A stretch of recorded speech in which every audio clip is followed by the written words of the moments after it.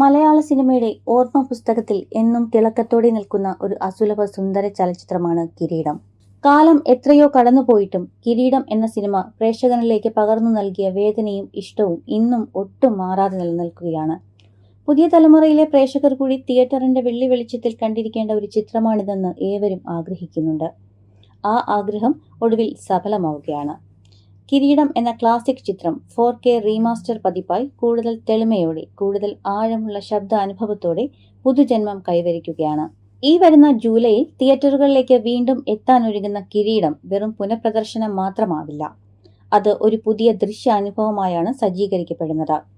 4K റെസൊല്യൂഷനും Dolby Atmos ശബ്ദ സംവിധാനവും ചേർന്ന് ഓരോ ഫ്രെയിമും വീണ്ടും ജീവൻ വീണ്ടെടുക്കുന്ന പോലെ തോന്നിപ്പിക്കുന്ന പുതുയുഗ സൃഷ്ടിയായിരിക്കും ഇത്.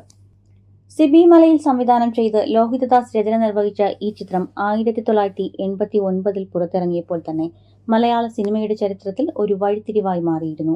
വീണ്ടും വെള്ളിത്തിരയിലെത്തുമ്പോൾ പഴയ ഓർമ്മകൾക്ക് പുതുവർണ്ണം പകരുന്ന ഒരു അനുഭവം തന്നെയാണ് പ്രേക്ഷകർ കാത്തിരിക്കുന്നത്.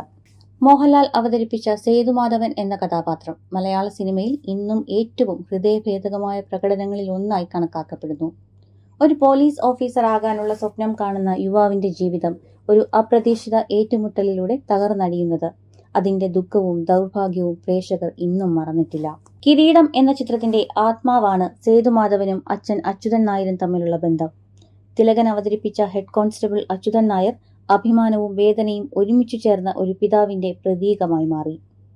മകന്റെ ജീവിതം തകർന്നു പോകുന്നത് നോക്കി നിൽക്കേണ്ടി വരുന്ന ഒരു അച്ഛന്റെ നിശബ്ദ വേദന ഇന്നും പ്രേക്ഷക ഹൃദയങ്ങളിൽ ഒരു മുറിവായി തുടരുന്നു.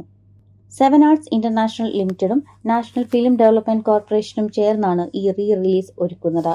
NFTCയുടെയും നാഷണൽ ഫിലിം ആർക്കൈവ് ഓഫ് ഇന്ത്യയുടെയും ശ്രമഫലമായ ഈ 4K റീസ്റ്റോറേഷൻ മലയാള സിനിമയിലെ ഏറ്റവും സൂക്ഷ്മവും ഗൗരവമേറിയതുമായ പുനർനിർമ്മാണങ്ങളിൽ ഒന്നായി മാറുമെന്നാണ് കരുതപ്പെടുന്നത്.